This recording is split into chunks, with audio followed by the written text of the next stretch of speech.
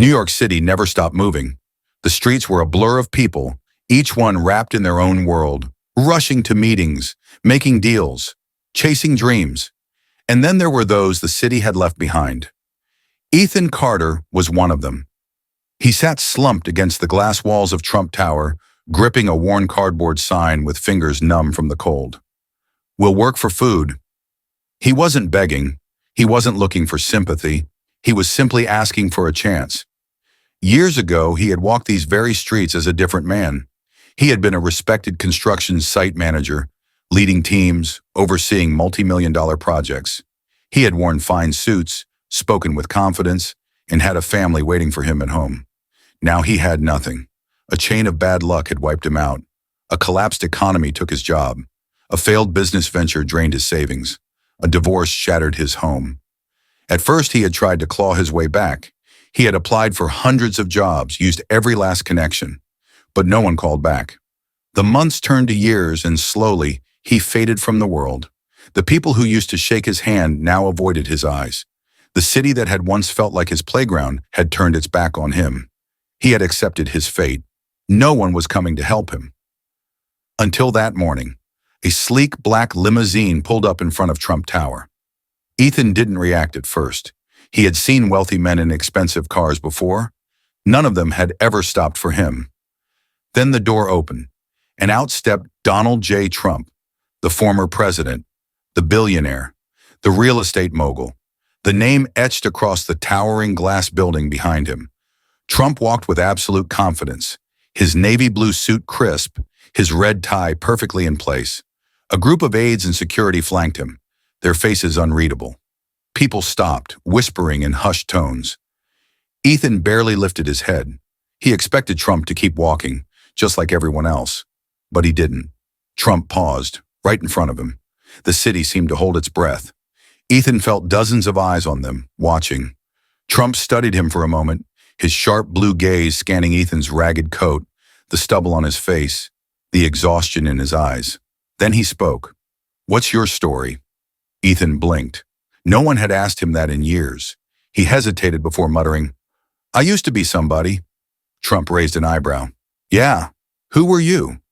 "Construction manager. Built high-rises, led teams, managed projects worth millions." His voice was hoarse. "Then I lost everything." Trump nodded slightly as if he already knew. "You willing to work?" Ethan felt his heart skip a beat. No one had asked him that in years either. People had only ever assumed he was beyond saving. His grip tightened on his cardboard sign. "Yes, sir, absolutely." Trump turned to one of his aides. "Get this man cleaned up. A shower, a haircut, a proper suit. Then bring him upstairs." The security team exchanged glances. Trump raised an eyebrow. "Did I stutter?" Immediately, two men helped Ethan to his feet. For the first time in years, he felt something inside him stir. Hope. Inside Trump Tower, Ethan was led through gleaming marble hallways, past business executives in tailored suits, investors whispering about million-dollar deals, assistants moving with purpose. For years, he had been on the outside looking in. Now, for the first time in a long time, he was inside again. He was taken to a private suite, where a team of staff handed him fresh clothes and directed him to a luxurious bathroom.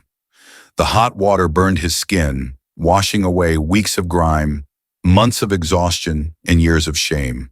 When he stepped out, a new suit waited for him. Dark blue, expensive, tailored. Ethan ran his hands over the fine fabric. It had been so long since he wore something that wasn't falling apart. A staff member led him to a full-length mirror. For a moment, he didn't recognize himself. Then a voice behind him. "Mr. Trump, we'll see you now." Ethan took a deep breath and followed the man through a private elevator to the top floor. The doors opened to Trump's personal office, a massive space with floor-to-ceiling windows overlooking the city. Trump was at his desk, flipping through some paperwork. He didn't immediately look up. "Sit." Ethan obeyed, his heart pounding. Trump finally set the papers down and leaned forward, his piercing gaze locked onto Ethan. "All right, Ethan, you said you're willing to work. What did you do before?" Ethan straightened up. "I was a construction site manager, oversaw entire projects, managed teams, handled logistics." Trump raised an eyebrow. So you know how to build things? Ethan nodded. Yes, sir. A smirk crossed Trump's face. That's funny. So do I. Then he leaned forward. I don't do charity, Ethan. If I give you a job, it's because I expect results. Can you handle that? Ethan held Trump's gaze, his jaw tightening. Yes, sir. I won't let you down. Trump studied him for a moment longer before nodding. Good. You start tomorrow. Ethan barely slept that night. For the first time in years, he had something to look forward to. By 4:30 a.m., he was awake, staring at the ceiling of the small but clean hotel room that Trump's team had arranged for him. He reached up, running a hand over his clean-shaven face, still unfamiliar with the smoothness. His new navy blue work jacket was folded neatly beside him, along with a brand new pair of work boots and a hard hat. His hard hat, not a borrowed one. For years, he had walked past job sites, watching men in construction gear, feeling like a ghost in a world he once owned. Not anymore. This was his second chance, and he wasn't going to waste it. By 5:30 a.m., a black company SUV was waiting outside to take him to the job site. The moment he stepped out, the air smelled familiar. Wet concrete, steel, sawdust, and hard work. The Trump project was massive. A towering high-rise still in its skeletal stages, its steel frame stretching toward the sky. Cranes loomed overhead, workers moved with purpose, forklifts carried heavy materials across the site, and the steady hum of machinery filled the air. For the first time in years, Ethan felt like he belonged. Then he heard a voice. Carter! He turned to see Ray Lopez, the site manager. Ray was a seasoned foreman, a hard-eyed veteran of the construction world. His thick mustache and burly arms gave him a no-nonsense look, and his permanent scowl made even the toughest workers nervous. He walked up to Ethan, crossing his arms. So you're the guy the boss picked? Ethan squared his shoulders. Yes, sir. Ray let out a low grunt, looking him up and down. I don't care if Trump himself sent you. If you can't pull your weight, you're gone. Got it? Ethan nodded. Wouldn't have it any other way. Ray smirked slightly. Good. Then quit standing around and get to work. That was it. No special treatment. No easy start. Just work. The first week was brutal. Ethan was assigned the hardest tasks, hauling heavy concrete slabs, carrying steel beams, clearing tons of debris under the scorching sun. By the end of each day, his muscles ached, his hands were blistered, and exhaustion sat in his bones. But he never complained. He never quit. At first, the other workers ignored him. By the end of the first week, they acknowledged him with a nod. By the end of the second week, they respected him. By the end of the first month, they trusted him. Ethan didn't just work hard, he worked smart. He understood the blueprints, the logistics, the safety protocols, the efficiency strategies. He started making small improvements in workflow, noticing where bottlenecks were, organizing materials more effectively. One day, a younger worker named Danny struggled to move a heavy load. Ethan didn't hesitate. He jumped in and helped. Careful, Ethan said, adjusting Danny's grip on the steel beam. If you hold it this way, you won't throw out your back. Danny, breathing hard, nodded in appreciation. Thanks, man. I owe you. Moments like that spread fast. By the end of the month, Ethan wasn't just part of the crew. He was leading them. Then one afternoon, Trump showed up unannounced. The moment he stepped onto the site, everything changed. Workers stood straighter. Conversations died down. Everyone knew that when Trump showed up, he wasn't there for a photo op. He was there to check progress. And he had high standards. Trump walked across the site, his sharp eyes scanning every detail. Then he spotted Ethan. Ethan! Ethan set down his clipboard and walked over immediately. Mr. Trump gestured at the site. This your work? Ethan nodded. Yes, sir.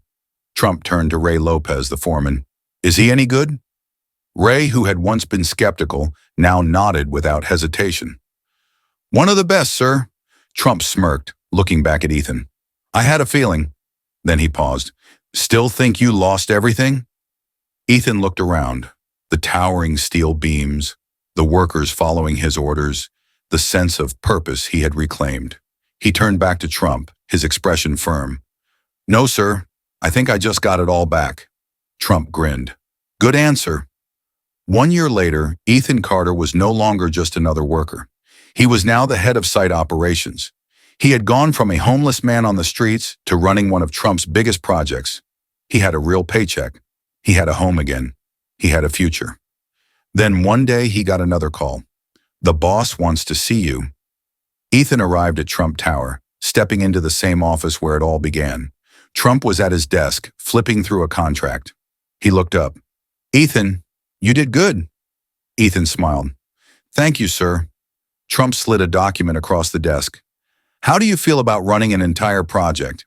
Ethan's breath caught. This wasn't just a promotion. This was trust. He reached forward and shook Trump's hand firmly. "I won't let you down." Trump nodded. "I know." As Ethan walked out of Trump Tower, he paused outside. 1 year ago, he had sat on this sidewalk, hopeless. Now he was walking away with a future, and it all started with one man who saw potential when no one else did.